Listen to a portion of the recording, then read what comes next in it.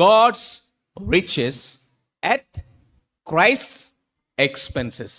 అంటే క్రీస్తు ప్రభువునే మన కొరకు బలిగా చేయటం ద్వారా మనకు అందుబాటులో వచ్చినటువంటి దేవుని ఆ యొక్క కృప ఉచితముగా కలగలేదు. ఆయన పరిశుద్ధ రక్తం మన కొరకు చిందించవలసి వచ్చింది.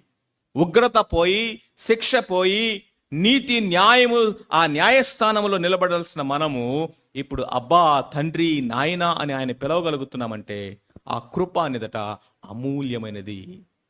ఎప్పుడు కృపను నిరర్ధకం చేసుకోవద్దు, నిర్లక్ష్యం చేయొద్దు. అంతేకాకుండా అది చీప్గా చూడొద్దు.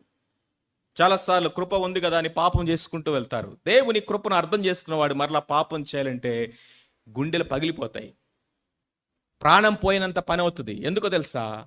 How can I do this sin? ఏ పాపమైతే నా ప్రభువుని శిలువ మీద బలిగా అర్పించి ఆయన నగ్నంగా వేలాడదీసిందో,